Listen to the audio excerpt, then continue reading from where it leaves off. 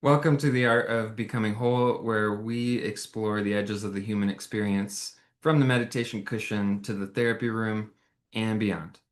My name is Kevin Stansbury. I'm a licensed clinical social worker and intuitive holistic psychotherapist in California.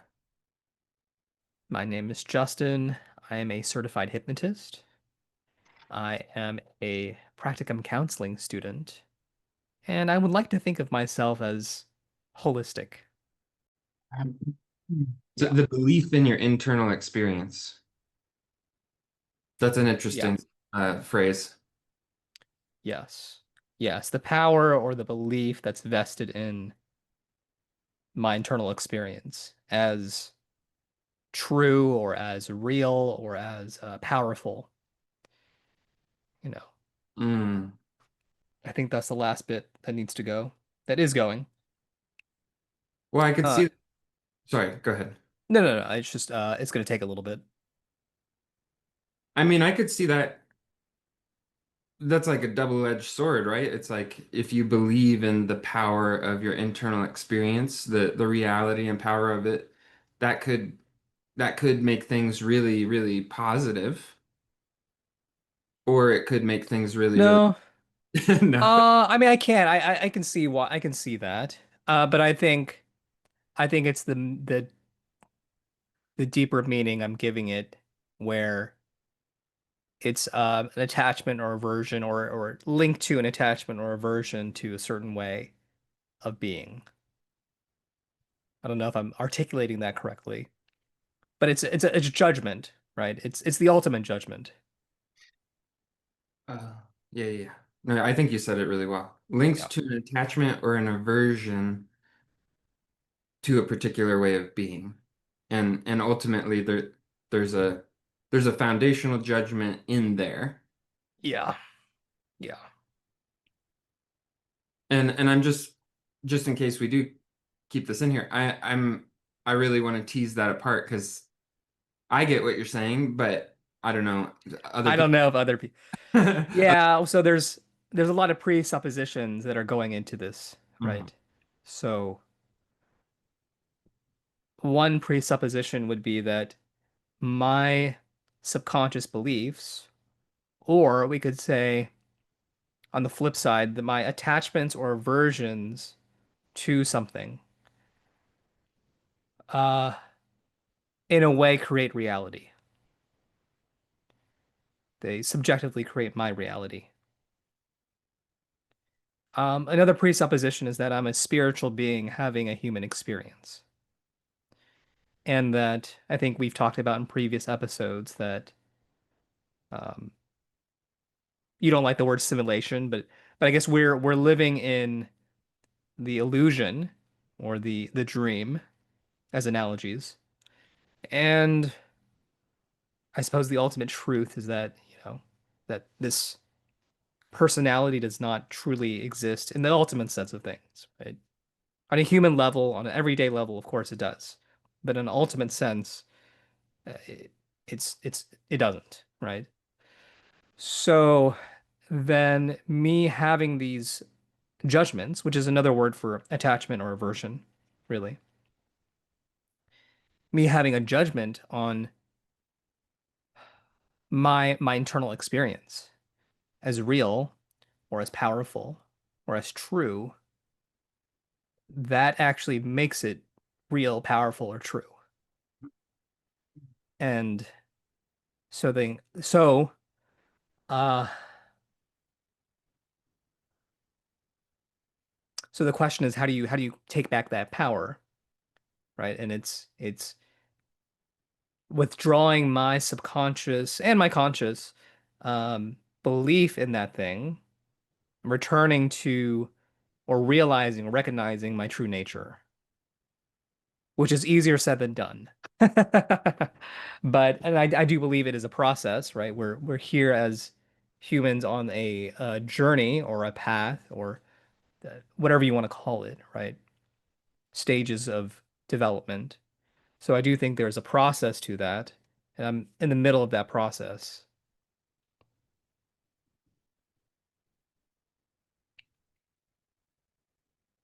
And so if I can restate it accurately, you were saying it's the process is withdrawing your subconscious or conscious belief in the power of your inner experience as I kind of want to rephrase it like you're withdrawing your belief in the importance of your inner experience, Yeah, the meaning. meaning. Yeah, the meaning, the importance. I agree, because I'm not like in denial about my experience. I'm not,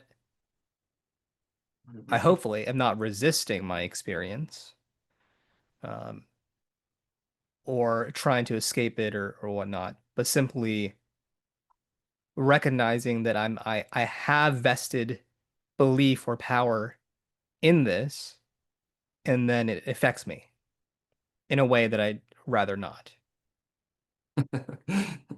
And it sounded also like and there's a recognition that it's not ultimately true. And Yeah. Yeah. Because our, as cliche and corny as it sounds, right, our true nature is bliss or love or fulfillment or joy, all these things, right? That's like the true nature. And the more attention that I'm giving, what I'm perceiving as a bad experience, the more power that I'm giving it, the more that I'm judging it in a way, or yeah, I'm judging it and therefore giving it power, therefore reinforcing the fact that it's real. yeah, and I'm just so um, giddy inside that you're talking about this uh, because why uh,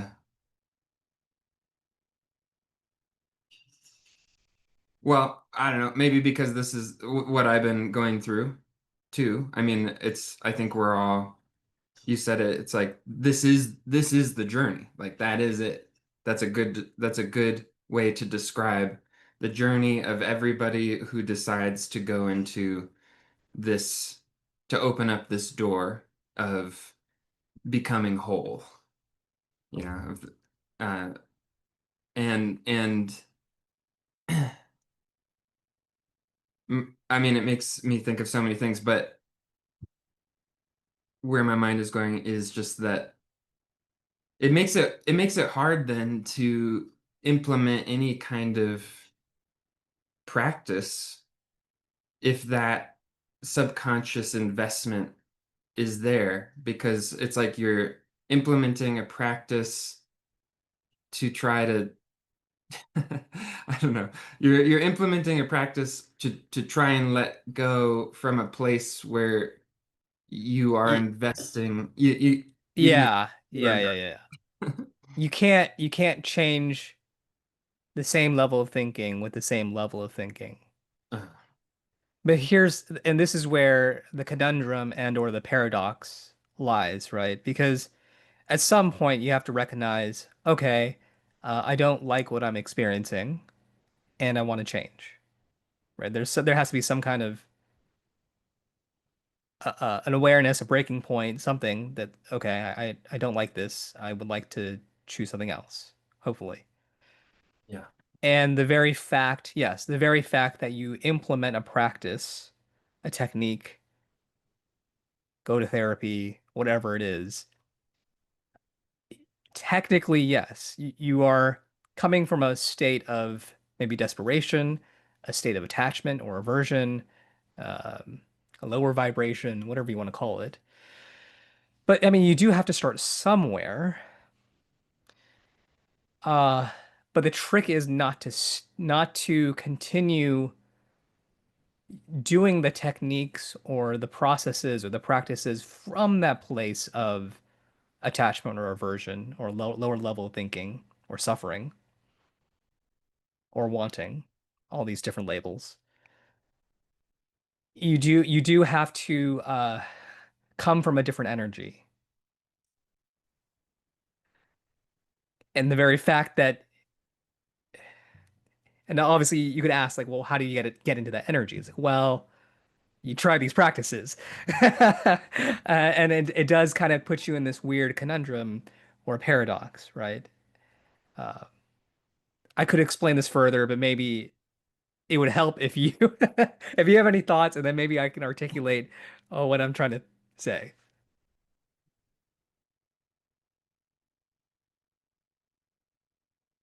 I have no thoughts. No. There you go. Yeah. Um,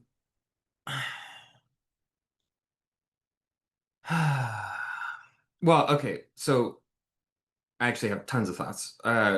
So before I hit record, you were talking about doing a particular practice of rewriting the story of the day, right? Yes. Yeah. Yeah. But you were saying that the practice, well, you didn't say this part, but maybe it was achieving the desired result, but it was also having some kind of like weighty effect. Yeah. Um, some it was taking a toll on your system, Yeah. and then there was like a hangover from it. Yeah. Pretty much. Pretty much. And that the hangover was due to this, due to Yeah. to the belief in the importance and power of this whole inner experience. Yeah. Ultimately. Yes. Yeah. So would you say in trying to do that practice, do you think you're coming from the quote unquote right place?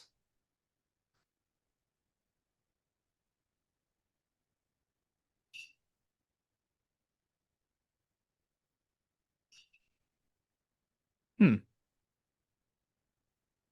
Hmm. It's a good question.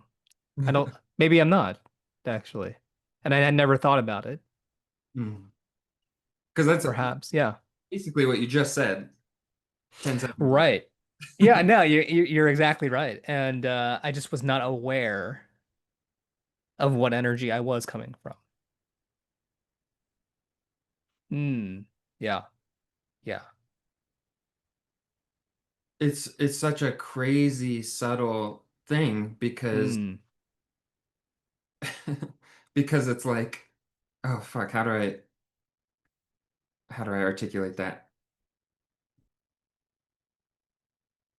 It's not that it's wrong to do practices. It would be ridiculous to say do nothing and just wake up, you know? Some people say that, but but I think that's ridiculous.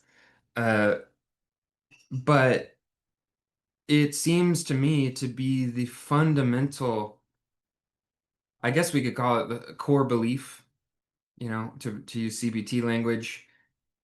And that's the main reason why, like the only thing or my favorite thing about CBT is this. It's that it's pointing to this not just like a core belief, but the core belief.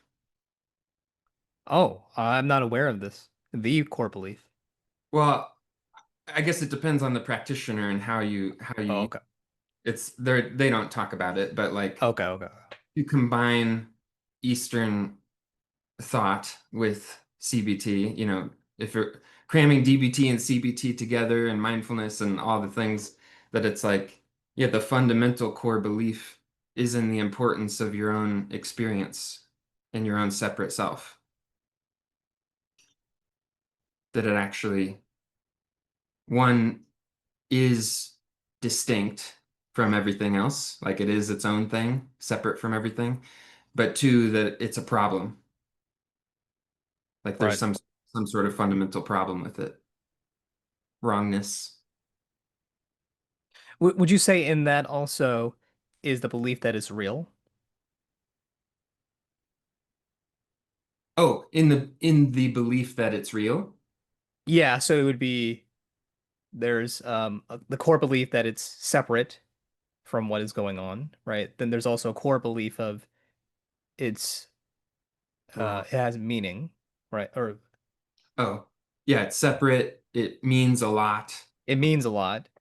But then would you also say there's another belief that it's real? I don't know if that would be. I kind of lump that into separate. Okay. Okay. Yeah. Because to me, it's like where I'm at right now, at least, is it's real enough. Yeah, no, no, no. Exactly. Yeah, It appears to be, and it appears to be a separate thing. I wouldn't deny that. That is the appearance. I've always really loved when Adyashanti would talk about it like that. He would make sure to say the appearance of things, it's the appearance of yourself, because it is an appearance. It certainly appears that way. But that doesn't mean just because it appears that way doesn't mean that it is fundamentally separate, that it is fundamentally that way. It can appear to be separate without actually being separate. But yeah, I maybe I'm leaving out the real thing just because it just gets into the weeds. What does that even mean? fair. Realness. Oh, Uh, yeah, so core belief that you have a separate self, that it's super important, means a lot, that there's something fundamentally wrong with it, with you. Um,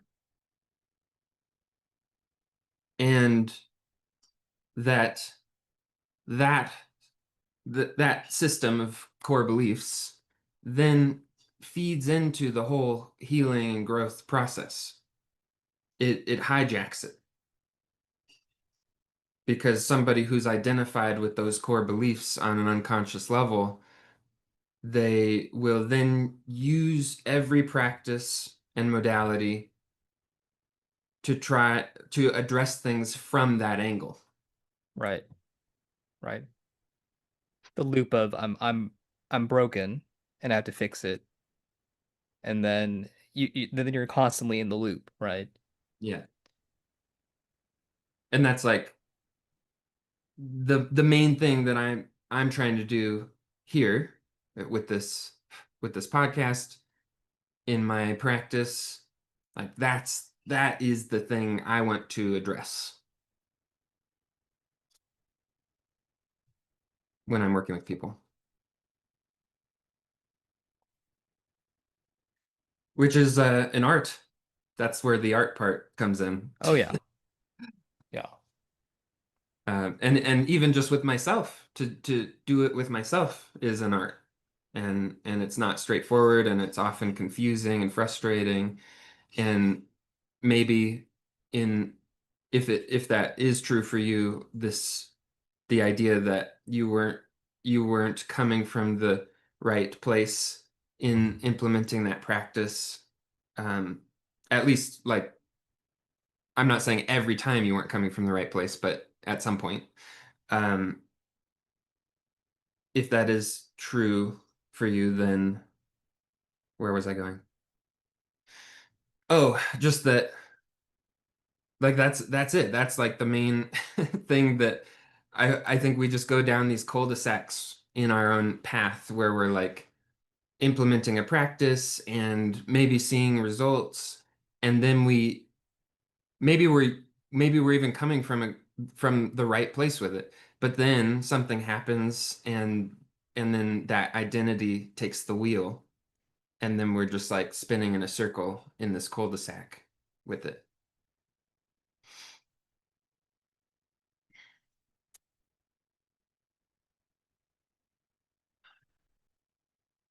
until something else happens.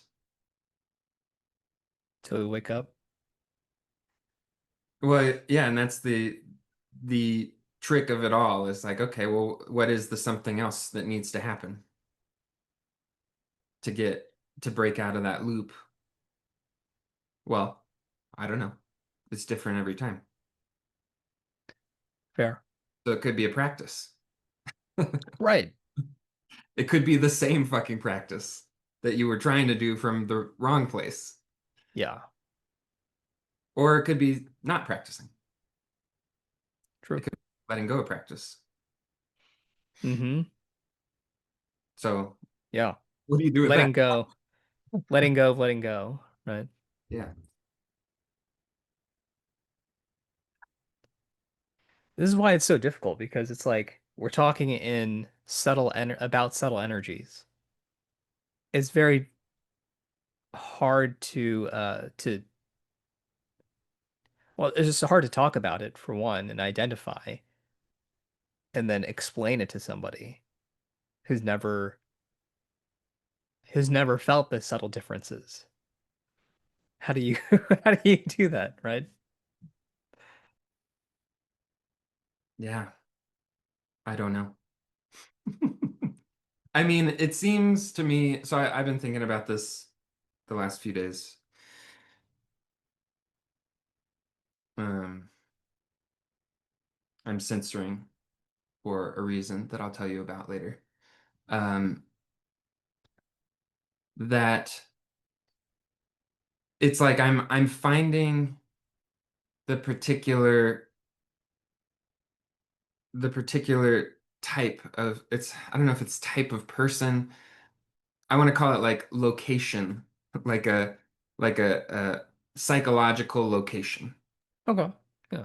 that somebody is at, that's like my sweet spot. And For a client? yeah, for a client. Okay. Yeah. Okay. To be able to reach them with the language that I like to use that feels right to me. And there's a spectrum. It's not just like this is my sweet spot. It's like there's a spectrum of sweet spot. Um, and so I do have to adjust my language, and I will, but only so much. If I start to go out of that sweet spot, then it's not going to work. Like I'm just not the right fit at that point. Um, so yeah, and the sweet spot isn't, or it includes, on that spectrum, it includes parts of that spectrum that in the past I wouldn't have thought that it would have included. Like I would have just assumed, and I did when I was doing coaching, that like only people who are like you and me, obsessed with this stuff, deep in it, all the language, um, that I would only work with those people because they'll just understand what I'm saying as I start to say it. And the idea then was I don't have to augment myself. I can just be fully me at my highest potential or whatever. Yeah. But it's just changed over time, and now I do love working with people like that, but there's this whole spectrum, and I can reach people and connect with people who may not have been exposed to almost any of this.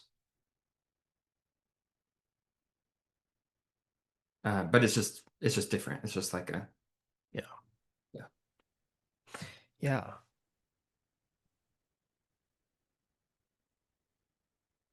But yes, what you're saying, it's like when we really get into it, like what are we actually talking about and the core of things and all of this, it's so subtle and there's so many presuppositions that you already have to be aware of to even understand what we're talking about that probably, tons of people that are going to listen to this are going to just, well, they wouldn't have made it this far. Yeah. Yeah. If you've made it this far, then you may be Congrats. in the right place. Yeah. Congrats. Yeah. Yeah. And it's not a superiority thing. I just want to be clear about that. Are you sure? Mm, I used to feel superior. I probably do sometimes. I mean, it's just a thing that comes up, just like inferiority comes up sometimes. But as I'm saying it now, I didn't feel superior. It's not like, oh, I know some special thing. It's just I was talking to somebody a couple days ago about this that Like, I feel like I didn't have control over any of this. This is me being here today, knowing this stuff, having the awareness I have, knowing the language to talk about this. Uh, like 90% of it was quote unquote luck. I call it actually synchronicity, but luck. Outside of it wasn't like I was 16 and I don't know, making good decisions. Like, I'm gonna get into Zen now. No, I was just so fucking depressed and anxious. I was like, what do I need? Help me. Somebody help me. Yeah. And then I just got lucky. Good therapist. Um, happened to stumble across an some internet Zen group. Happened to be introduced to the right people at the right time. Happened to have a professor that was into integral theory Oh, and got me into that. Happened to add a bunch of random people on Facebook who were also into integral theory, and then they got me into Adyashanti and Pema Chodron and waking down in mutuality and non-duality stuff, and like it just spread out. And yeah, I made choices along the way. That's true, yeah. but it just seemed like I was just doing the best I could to try to get by. So, not that's not like I'm so you know, I'm so great that I got here. It's just like, I don't know. Hmm. You call it the roll of the dice, call it your soul's path. Just everyone has a different, Yeah. No, I like that. Everyone does have a different path.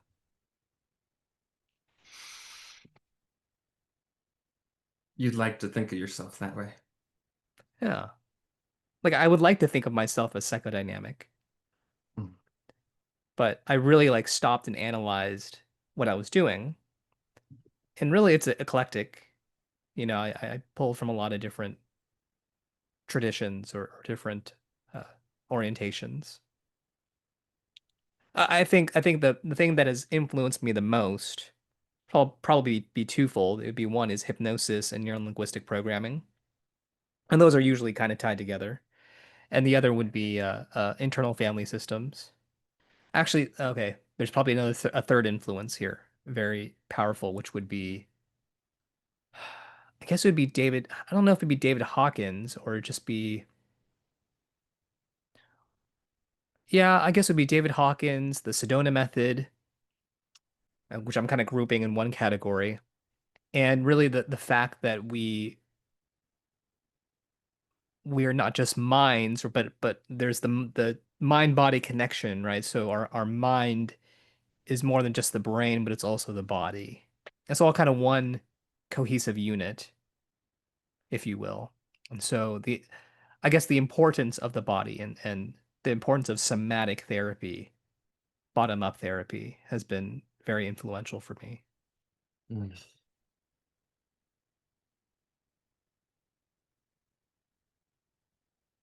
Yeah. I think that as I'm learning and growing as a practicum student and kind of seeing a very different style than my own, I am realizing that, okay, I think that mentorship and coaching can be very powerful, and like giving very practical advice can be powerful. Um, Even worksheets sometimes can be powerful. Um, yeah, I think there's a lot of different styles of doing things, and it just depends on whether you need that style, whether that's a good fit. Um, uh, and I don't know if it's like right or wrong. I think it's just different. So I've been kind of uh, exploring a little bit more of, I don't know if I want to say like teaching, but kind of giving myself permission to share more. Because usually my style is more person-centered, Socratic. I won't talk a whole lot. I'll try to connect the dots, but I don't really share a teaching or anything. But I'm realizing, like, especially for someone that's never been to therapy, I need to kind of explain some of the frameworks. So yeah, that's where I'm at right now. That's cool.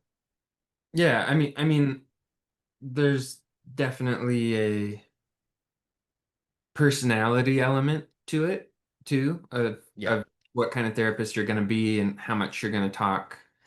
And well, it's just good to know what direction you lean because you'll probably have to adjust in the opposite direction.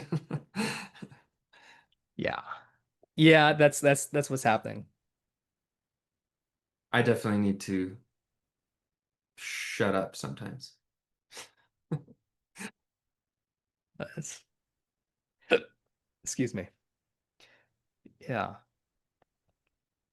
So yeah, it's just been very interesting seeing all the different clients and shadowing and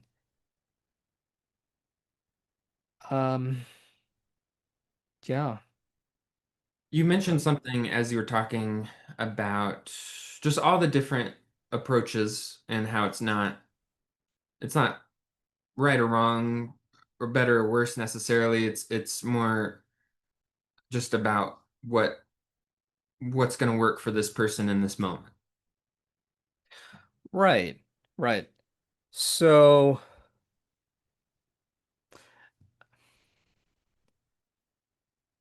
yeah, I feel like I had thoughts about that and then yeah, it is. It's we are all gonna have a particular style that we gravitate towards, like you said. And it's not gonna be the right fit for everyone. But at the same time, clients deserve to find the right therapist that will help them, whatever they're looking for. Um, where was I going with this? I don't Me neither. Oh, yeah, that's right. So I think I think as therapists or as an aspiring therapist or practitioners of the healing arts, I do think that there is a responsibility to try to be as flexible as possible, right? So we're trying to gear the therapy to the client and not always the other way around. But at the same time, I think we also need to know where our competency lies and the sweet spot, right? And yeah, we want to lean into our strengths as well and just be honest with that. Yeah. Yeah. Yeah, there's a lot there. But when you were first talking about this, for some reason, what popped into my head was I don't know if it'll make sense to anybody else, but I was like, it's kind of like reverse Jenga. It's like a Jenga, and there's a bunch of missing pieces already, and then at each level, everyone's going to have a unique piece that they need to insert to make the structure stable. And so that could be cognitive approach, it could be a somatic approach, it could be an energetic approach, it could be some mixture, could be meditation, whatever. And it's just different for everybody at different points. And there really is, to me, I don't think there's a formula you can use for it. Of like, okay, first we're going to do cognitive stuff and then we're going to do somatic stuff. And it's like, I mean, you could do that and it'll probably work for some people. You'll just happen to get hit the right piece at the right time. But this is why I think it just takes a lot of attunement on the part of the therapist to be able to feel what is what's the needed thing. And would you say that just comes with experience and training and observation?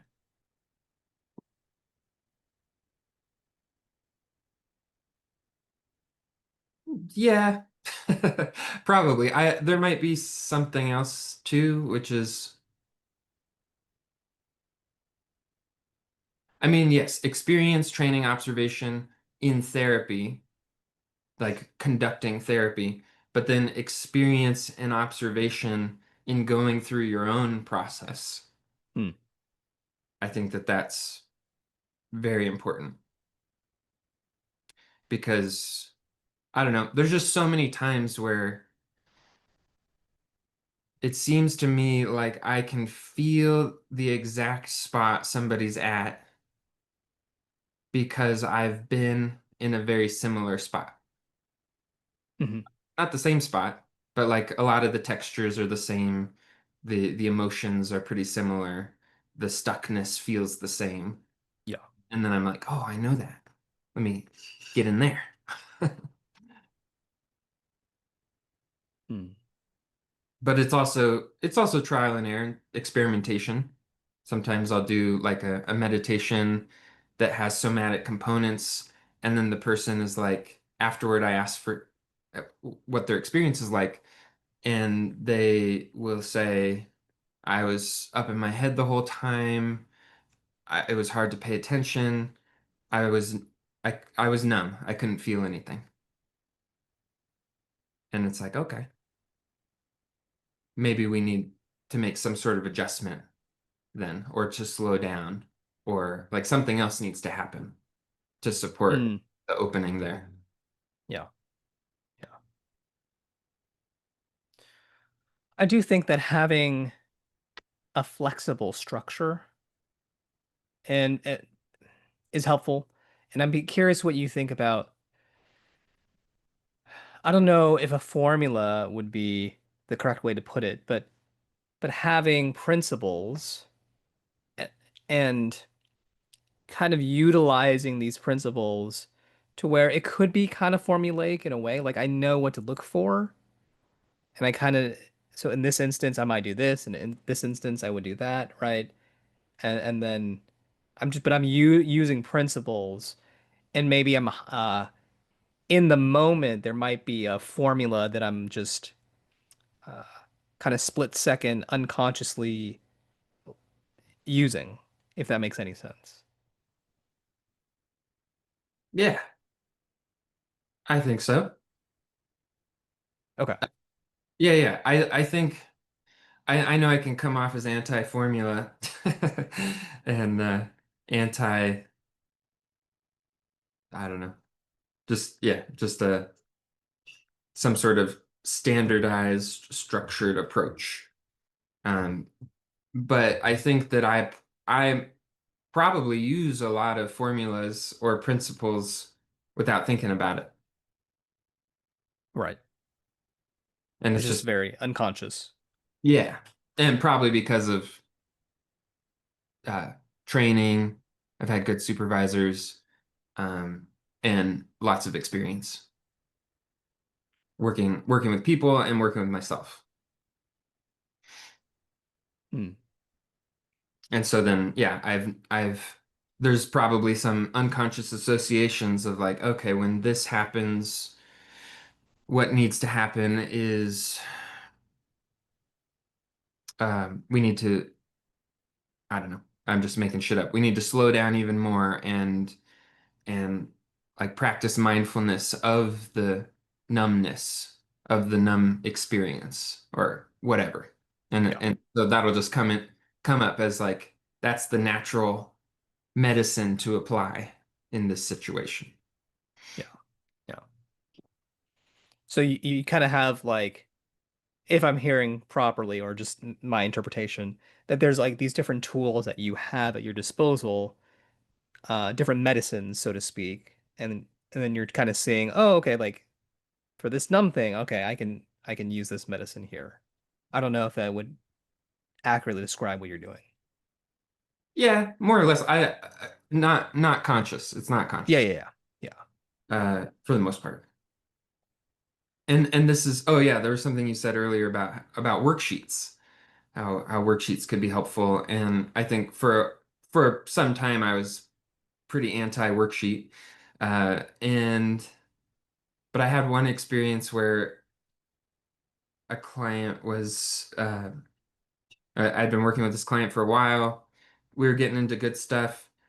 Then they went into some other program, and I think they were doing some DBT-esque worksheets, and then just had like a profound experience with that. And then we were talking about it in session, and I was like, shit, I didn't realize that you didn't know that. Right. Right. Right. I find yeah, I just and I think this is my issue too, is that I'm not sure what someone knows or doesn't know, and not really all like not even really consciously thinking about that. And I think because I'm in this world of therapy that everyone knows this. Everyone knows these concepts. Uh yeah. Yeah, and there's, I don't know, thousands, hundreds of thousands, millions of concepts that you and I have been exposed to over the years. Right. Millions? Is that too many? I don't know millions, but Feels like it. Just yeah. a lot. A lot. It's like it's concepts and like core concepts and then concepts about those concepts. And it just like Yeah. uh, Yeah. Yeah. so I had this idea earlier, which this connects to our earlier conversation about this uh, series of core beliefs that did you hear that? Uh-oh. Yeah, was that I Siri or someone? did not say Siri. Oh yeah, you said a series of yeah. Uh, stupid. Series of core beliefs that can hijack the healing process or create blocks Mm. Hmm. in that process. And where my mind was going was to the not just ineffectiveness, but the inaccurate and harmful nature of the medical model Ooh, okay. Yeah. and and the idea of mental illness. It- Mm. and yeah, so that's can of worms. Yeah. Yeah. Uh and maybe I kind of want to bring up some things here that are kind of I think it's relevant. So let me categorize this or let me organize this. So there's one concept in the psychotherapy world. You probably heard of it or I probably brought it up at some point. It's the dodo bird effect or the dodo bird concept. And I don't remember that. no, okay. So the idea is these researchers, academic researchers, crunched all the numbers. They did the meta-analyses of all the, psychotherapy research, and they crunched all the numbers, trying to compare, what's the best therapy out there according to the studies. And what they found was, or at least these group of researchers found was there's no difference really. Like every type of therapy is pretty much getting about the same results. So that's CBT, that's humanistic, that's psychodynamic, uh, family system, whatever, all these different things. Uh, and they're using the dodo bird as from Alice in Wonderland, that all shall get prizes, right? All get prizes. Because all the therapies pretty much work about the same according to the studies, their effect size. So now I guess they're jumping to the conclusion, or there are researchers out there and psychotherapists who are jumping to the conclusion that, okay, it's really not about the specific kind of therapy or the orientation. It's really about the therapeutic relationship. It's about the alliance. It's about these common factors. And I don't remember all the common factors here, I'm sure. I could pull it out from my textbook, but it's about these common factors, one of them being the therapeutic alliance, that's what's making the difference. So yeah, that's one. It's relevant to the medical model because basically research is done via this medical model framework, right? It's these are the symptoms, and then we're going to measure it based on whatever the academic researcher deems as meaningful as a reduction of symptoms, right? As how we're defining uh, mental health, right? Effectiveness. So one could say, and I guess I bring that up because they're also now they're because of this dodo bird effect, and we're like we've been doing the same studies over and over and over again and getting the same results essentially. Just like it's just like repeating, we're getting the same effect size, the same effectiveness. And one can conclude, well, based on that, psychotherapy has not progressed at all. We're getting the same effect. We're having the same symptom reduction, and psychotherapy needs to change based on this data. Now, you might have mixed feelings and comments about that. I'm curious what your thoughts are as I introduce that. Based on the data, psychotherapy is only so effective and has not gotten better over the years. It's stayed the same, according to the research. Yeah. So this is okay. I'm wondering how much to disclose about. Okay. So yeah, you already said something that I was going to say, which is that the research the research uses the medical model. So they're using probably, I don't know, PHQ-9 or Yeah, GAD-7 or whatever, like yeah, these standardized tests that measure symptoms related to established diagnoses from the DSM. And so to me, it's already invalid. Like it doesn't, you know, there there's so many things to say here. I'm not anti mm, I'm not completely anti-diagnosis. I guess I am sort of anti-diagnosis, but I'm not completely anti-diagnosis. I think that it's cool to the degree that it's helpful to for the individual. And and the only reason that it's helpful is because it describes a collection of symptoms that somebody might be experiencing and lets them know that this is it's more or less common. Like it's other people experience this same thing, this same collection of symptoms. Um, so to that degree, that's that's about it. That is the helpfulness of it. Beyond that, it's not helpful. Uh, these these emerging internet therapy companies uh,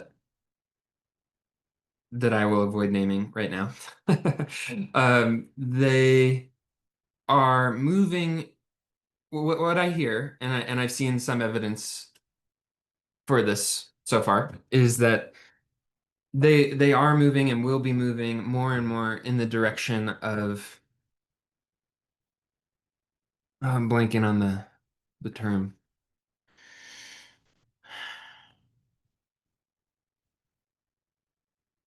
Damn it. Basically it's like measurement based care or okay, something. yeah, that's right, that's right. Yeah. And so they are requiring some of them requiring clients to complete these questionnaires either weekly or biweekly prior to sessions. And so far, that's it. But what I've heard is that insurance companies would like to move in this direction where they are paying therapists based on the effectiveness of therapy. Yikes. Uh, measured by these tools. right. Which is just it's not going to happen. I mean, it could happen, but what's going to happen is, and it's already happening, is a mass exodus of therapists from insurance-based pay and Interesting.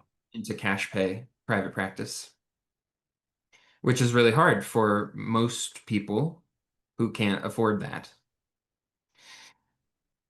So this is a we're having a crisis in the field. Like this is what's happening.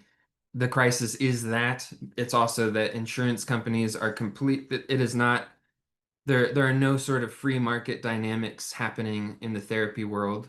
It No? is I mean maybe a little bit, but it's mostly determined by insurance companies how much they want to pay. Um, and and they're not basing that pay on in my opinion, they're not basing that pay on your licensure, education, and commiserate experience. They are, it's just, they just choose a number and then they stick with it for years and years. And if you're licensed with a particular insurance company, it's like every 2 years you can apply to get a raise. And these raises are Mm-hmm. like pennies on the dollar. It's like you Hmm. get a $2 raise for the next 2 years or whatever. Yeah. And this is their model. And so we're not being paid enough for the quality of work that we're providing. Um, and yeah, there's so many things. I'm very passionate about this. Uh, there's so many things I could say about it. I feel like I've derailed us because we're talking about research and testing. So going back to that, they're it's like they're treating this as the gold standard of treatment, that if you have a reduction in your PHQ-9 score, then that means therapy is going successfully. But the whole thing is built on this faulty model that pathologizes feeling. So one one client, and I have a friend who we were talking about this when she was going through a hard time, and she was seeing a therapist with Kaiser, and at Kaiser they require it's like measurement-based care. They require clients to complete these questionnaires, and it's just basically meaningless. Because one week you could feel like you're really doing better. You're feeling more grounded. You've got maybe 2 hours before your therapy session, you had some insight about what's going on for you, and so your state changed. So it's measuring a state change. Yeah, in the moment. Yeah. Yeah. And then you have a therapy session and you get into some past trauma and you open up a box there and a lot of feeling pours out. And then for the next 3 weeks, you're uh, you're in a lot of pain, a lot of emotional pain. And so you complete the measure, and it says that your score has decreased or your depression's gotten more severe. And from this model, it that means that therapy is not working. It means you're getting worse. So I guess that's ineffective care. And if that goes on long enough, then it will be determined to be ineffective care, and we'll have to like transfer you to, I don't know, a different program or something. Yeah. Yeah. And I think simultaneously there are the academic psychologists, researchers who are saying, "Oh, look, but what's the best evidence-based care? Well, it's cognitive behavioral therapy. That's the gold standard. It's backed up by all the evidence. So therefore, if you're using anything other than cognitive behavioral therapy, you are being unethical because you're not following the evidence. Yeah, that's crazy. Yeah. We Yeah. want to talk about what's Well, crazy. let's, yeah. That's Yeah. Yeah. Not to mention that there's a huge publication bias when it comes to CBT. What I mean by that is there's a lot of studies that don't get published if, say, there's like a negative effect or not a very strong effect, right? If it's not going to help your career as a researcher, it's probably not, you don't want to publish it, right? So there's a strong publication bias for CBT. So if you actually uh, account for that, the effect size for CBT decreases pretty drastically. Well, not like drastically, but a fair amount to where it's, again, going back to the dodo bird effect. If we believe in the efficacy, or not the accuracy of these studies, of how they're defining effective psychotherapy, then all orientations basically work about the same. yeah. Yeah. Yeah, yeah. All that. Yeah. And I would just add in here to some degree, and it's impossible to know exactly to what degree, but there I believe there is corruption in academia, in the research world. Kind of like what you were saying. I mean, there's some of it's just uh what did you call it? Just like Public research publication bias. publication bias. And then, but then there's also just the meddling of pharmaceutical and insurance companies that will fund particular research studies and not fund others, or that government agencies will fund particular research studies but not fund others. But those government agencies are comprised of people that used to work in pharmaceutical companies and insurance companies. It's crazy. Yeah. Yeah. Yeah. So, Yeah. it's tough because I don't want to say, and I don't believe that all research is bullshit, but it is hard to trust it today because of the corruption and because of these implicit biases, these presuppositions about Yeah. what mental illness even is. Yeah. And I pulled up something because I just wanted to make sure that I wasn't just making shit up.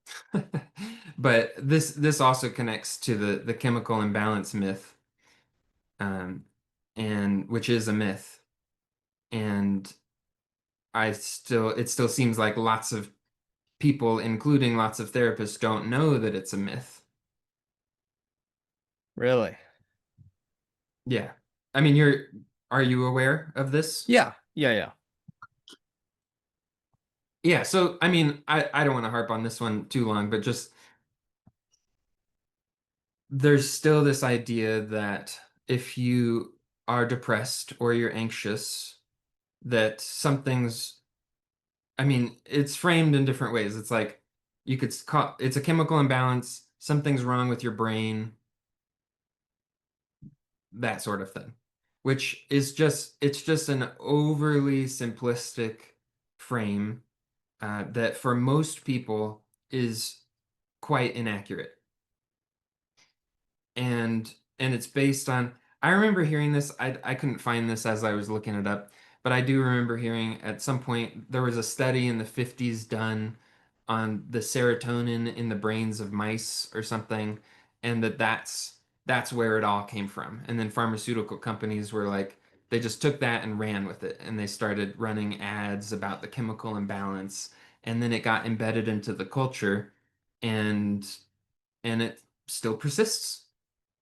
I do think a lot of people have been exposed to the idea that it's not true or not quite true, but I still see lots of therapists hanging they're hanging on to medication, whether or not they're hanging on to I think they're still hanging on to the chemical imbalance myth.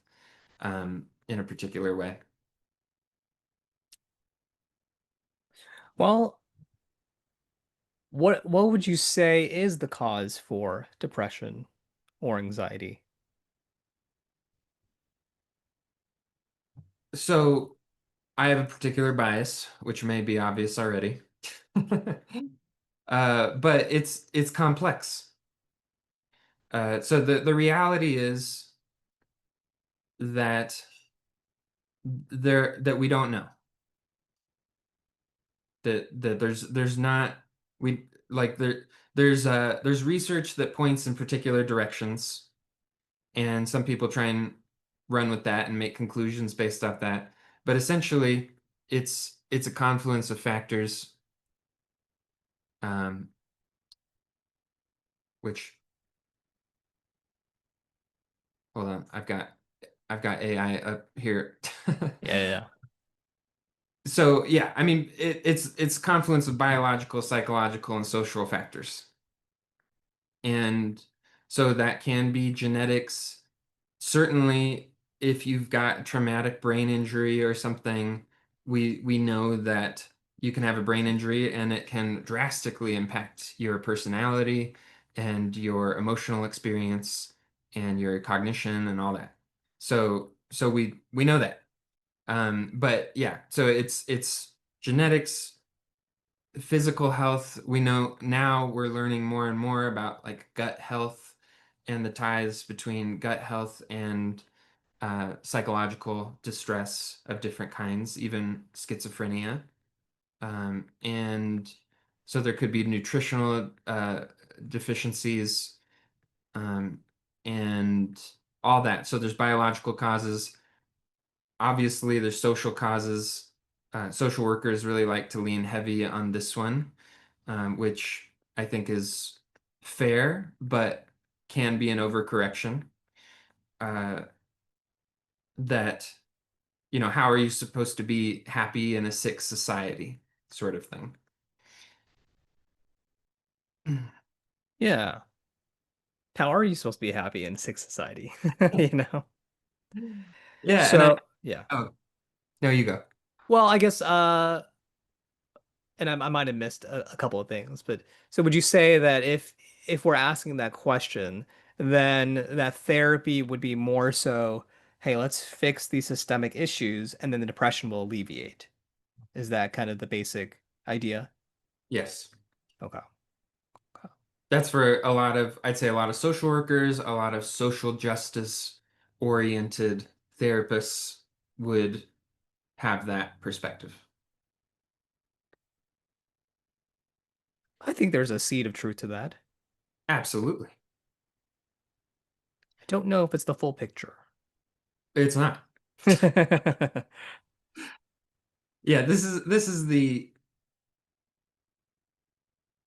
mm, I don't know, some of the complexity of it is so in integral theory, uh, Ken uses this word, which maybe he took from somewhere else, I don't know, but it just popped into my head. It's tetra arising. It's like all of these things arise simultaneously, and they all influence each other. And and I like that. And so it's not exactly clear cut what needs to happen first. And that you could make a change in the social structure, and that could impact these other things for sure. Absolutely. Right. Right. And you could make a change in the individual psychology, and that could impact the social structure. Yeah. Yeah. And so it's not a black or white situation. Um, my bias is based on my own experience, which is that it is, I think, the most important level. I'm arguing with myself already. I lean towards uh, nurture. In the nature versus nurture debate, I lean towards nurture. I think that our psychology, our emotional experience, our perception of the world, our framing of everything, how we make meaning, and ultimately our ability to uh, access the true nature of consciousness and awareness through ourselves, as ourselves, is that there's nothing more influential than that.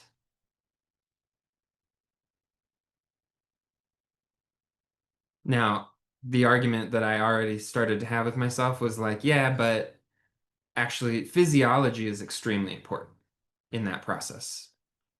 So, again, if you've got nutrient deficiencies, if you're living in toxic mold, um, it's everything is connected. So it's like impossible to tease it apart and say one is always more important than the other. But I do feel like I gotta hang on to it that it's that our psychology, our individual psychology drives the ship. So if you want your biology to change, if you want your physiology to change, um, then to me the most effective way to do that is through the vehicle of your psychology. It's like you're not going to be able, for example, to implement a diet. Even the idea of implementing a diet is a particular lens through like there's no escaping the lens. Whatever you're doing it through your own lens of perception. And so it matters in every direction. Yeah. Yeah, the way that I view it, or I guess articulate it, is um, everything comes down to your state of consciousness in some way or another. You can impact your state of consciousness by a change in environment. You can influence your state of consciousness through reference experiences, right? Like some kind of environmental factor. I think absolutely. And and you can just go directly to your state of consciousness, right? I guess you're calling it the lens, right? Your internal psychology. And I think that's an awesome path that I also am biased towards, right? I mean, obviously, I think if you can change all these different buckets in these areas simultaneously, you should definitely do it. 100%. Yeah. Yeah. Yeah. Agreed. But it's like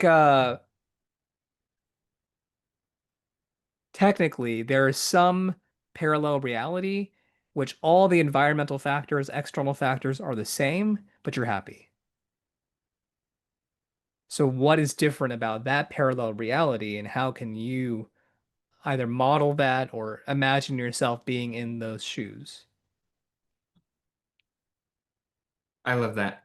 I have some very, very, I would say, smarter than me friends who uh, would disagree with this, but to me, they're quite cynical. But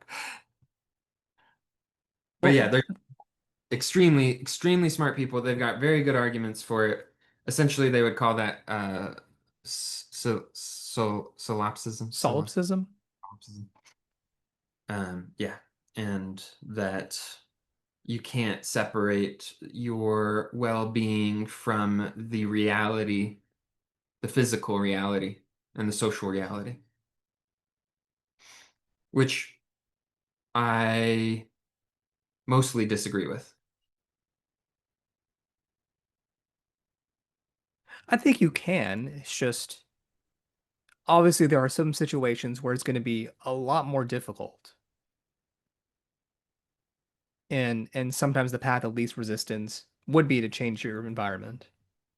Or that sometimes what's needed is to change your environment that way you're not like bombarded by a negative environment and that puts you in a safe place where you're stable enough to do the inner work, if that makes sense.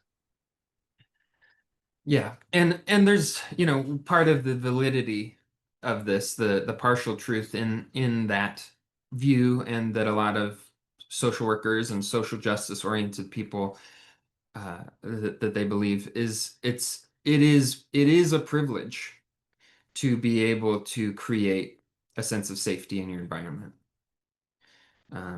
To have the resources to get out of where you are and move somewhere else, for example. It is a privilege, and that some certain people in certain cultures and certain areas, it's not as easy for them to access that privilege due to social conditions, which is true. It is true. So yeah, so it's not like, again, it's not a black or white thing. Uh, and I still agree with you. I think at the end of the day, we actually do have the power to free ourselves from suffering. That our true nature is it's infinitely powerful. Nothing affects it. So it doesn't matter what's happening, you can access that once you learn how. I don't know if if it's learning. I guess I so. think there can you could say that, yeah, because I guess the Latin word for educate is to draw out. Right? Oh, fancy. Yeah, yeah, yeah. I like that. Um, yeah, so I've had this belief for I don't know, ever? Long time. I've always been I think a lot of people would classify me as an optimist.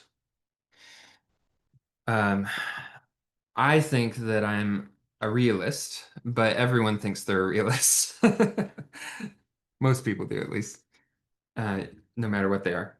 But genuinely, I mean, I just think that I would call myself a realistic, not an optimistic realist, a realistic optimist. I don't know. I could see how I lean in an optimistic direction, but I just believe that our true nature is beautiful and good. And so everything does lean in that direction. But yeah, that's what I believe, I guess, but it's also my direct experience of life. Um, fuck, where was I going? I've always believed that no matter what circumstance I'm in or how I feel, that there's, I almost hate to say it because because I have a huge problem with the word actually, but there's hope. Um, and it's like that I just there was something in me that just knew, like, I'm supposed to be here going through what I'm going through. Like the feeling is, I'm not saying it is exactly, but the feeling is that it's like preordained. It's destiny, fate. And again, I'm not saying it is exactly that because I think it is, but it isn't. I believe we've touched on, haven't we? Didn't we talk about like free will and fate at one point? I'm sure we've touched on it. Yeah. Um, but yeah, more or less the simple version is just I believe that some things are actually set on the soul path. It's like our soul decides this is going to happen, this relationship is going to happen, this connection is going to happen, this experience is going to happen. But then there's also a lot of choice points for us as in the human incarnation. So it is literally both free will and fate. But I have felt the reality of this moment, that like there's no other moment there's no other moment for me to be in, and that there's like a pull towards something that's more good. So that's what I guess we could call hope. To me it's a different thing. um, because it's like I don't know, an unconscious, visceral pull in the direction of more good, and just feeling that that's true. Hope to me is more of a cognitive act of believing that it could get better, which So is, this is more like a knowing. yeah, yeah. And like for most of my life, most of my adult life, it's just been a lot of struggle.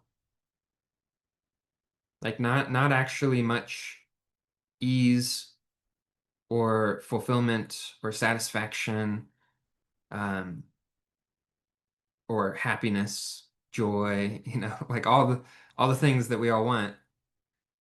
Most of my adult life has not been that. It's been, I mean, for probably 20 years, if not more, I've been living in toxic mold in different places and didn't know it.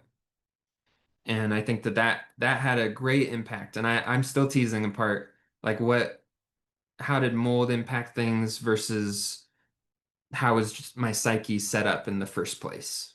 It's kind of hard to tease apart. Um, and we could do a whole episode on mold at some point. And if people don't know, just real quick, that there are a lot more toxic molds than just black mold.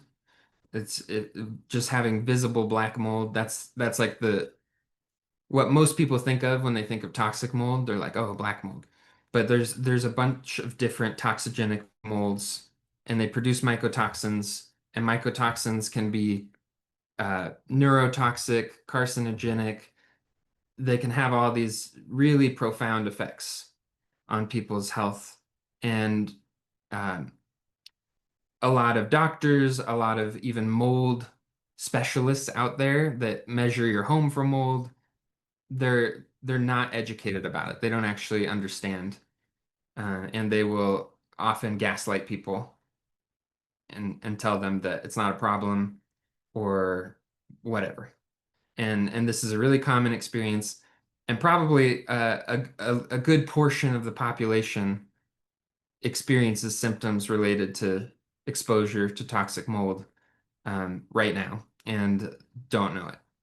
And they think it's something else or it's misdiagnosed, it's a mystery illness, whatever. So just putting that out there, I can riff on that for a long time. But point being, that influenced a lot of my struggle in my adult years, but also, early childhood experiences and just my identity. And um, I was saying all this because through all of that, and especially like the worst points of it, which were in the last few years of becoming aware of the mold situation, and it's like as my awareness increased, the symptoms actually got more severe, and which is a common thing, and other things that happened in the last few years, and it was just my world falling apart and all that. Um, Through all of that, there was still that knowing. And as you and I have talked about recently a little bit, that something's been changing in my life where it's like I've been coming out the other side and experiencing more happiness and yeah, all the good things. And even in the midst of the chaos of the world, the apparent chaos of the world, and what's going on politically and culturally and all of it, that I just believe that very much like what you said earlier, that it all at the end of the day, it always comes back to our state and that we actually have power there. and that it influences everything else. It influences all of your choices in every area. So to address that, to me, that's like where our power lies. Long rant just to say that.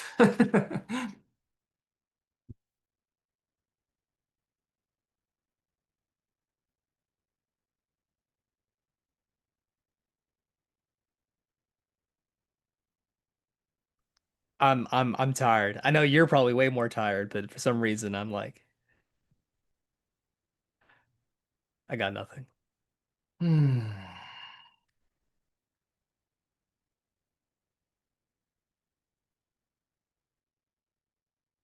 So, um, yeah, we could like wrap up a little earlier if you want to. Sure.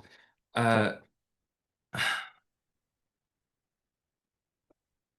but there's a couple of other things to say.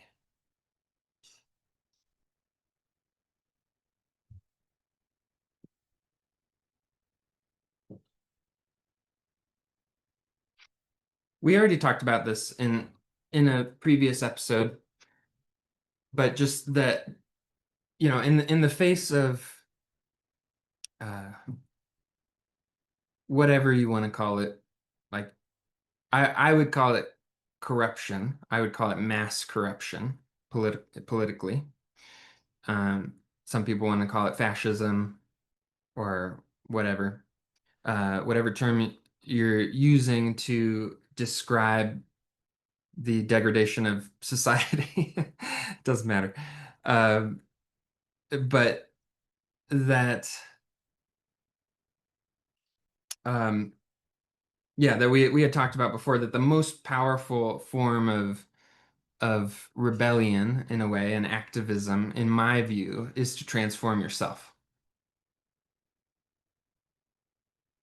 And that if you can manage to open up into this space of your true nature, which is ultimately loving and um, embraces everything as itself. It's just you can be joyful in the midst of pain. It is possible. That could be a hard pill to swallow for some people and situations. Yeah. Yeah, I mean, I cannot overemphasize how miserable mold illness can be. And I think I got lucky. I think that I don't have it as severe as some other people I know. And and that's I mean, that's saying something because it was hell. It's been hell.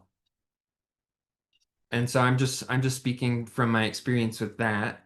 I know there are other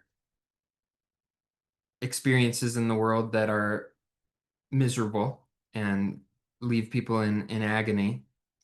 And and I'm not downplaying that at all. I'm not saying it's easy. I'm not saying you should be able to just be delusionally joyful. This is this is where the non-dual stuff comes in because it's not in my mind there's like different type. There's joy and then there's joy. There's happiness and then there's happiness. There's bliss and bliss, it's like capital letter shit. And it's different. It's different because it embraces all of the pain too.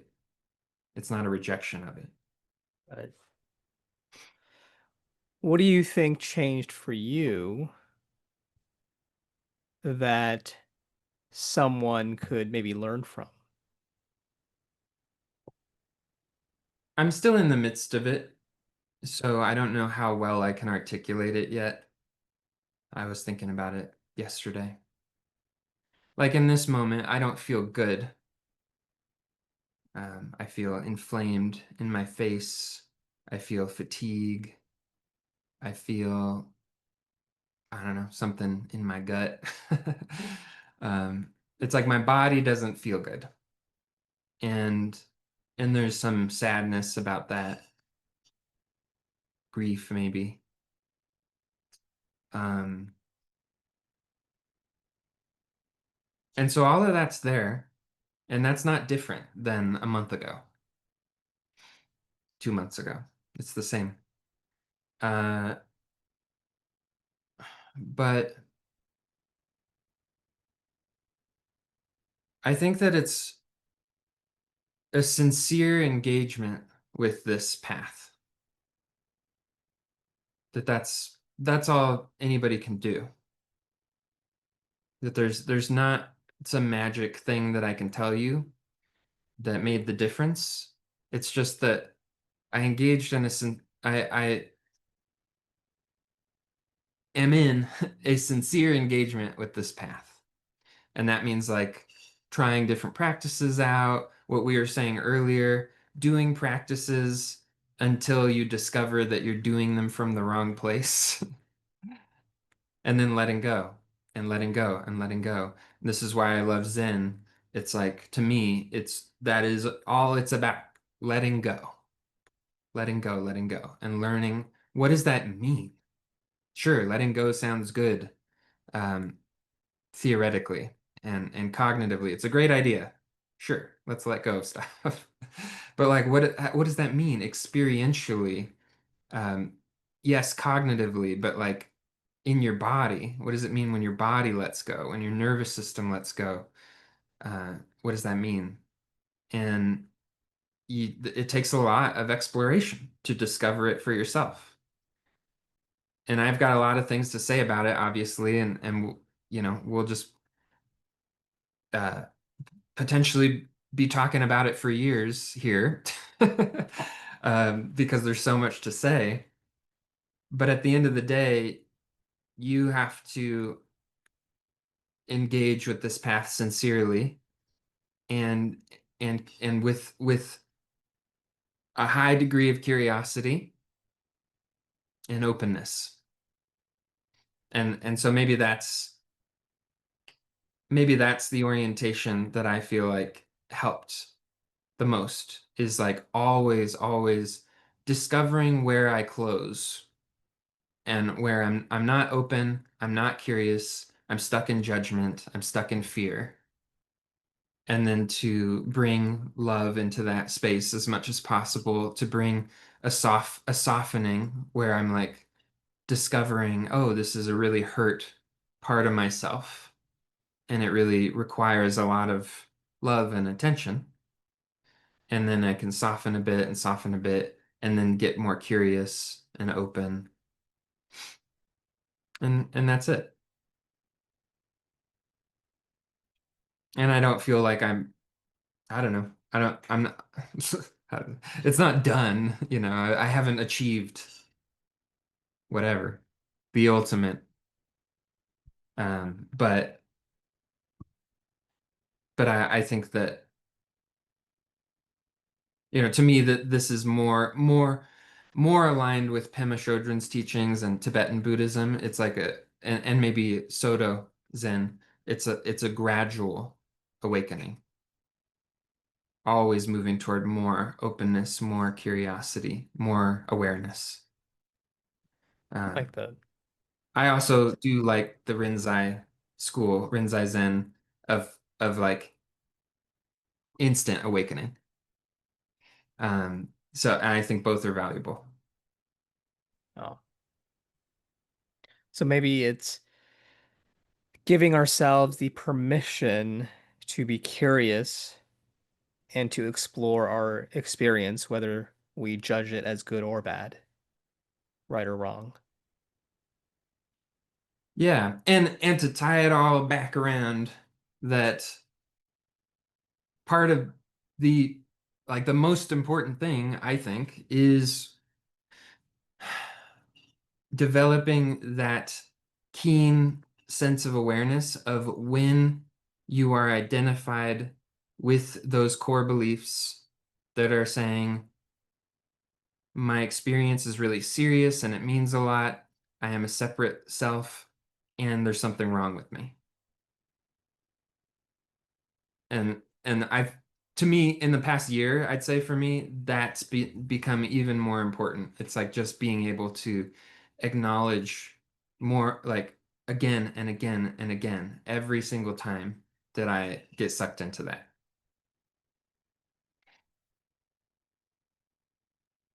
Yeah. So I guess there's a big aspect of this path, this journey is reminding yourself, or would you say it's just like remembering? I remember this is not who I am, right? Yeah. This is who I am. Yeah, I've always liked that framing a lot of spiritual teachers will give of it's a remembrance. This whole path is about remembering who you truly are, who and what you truly are.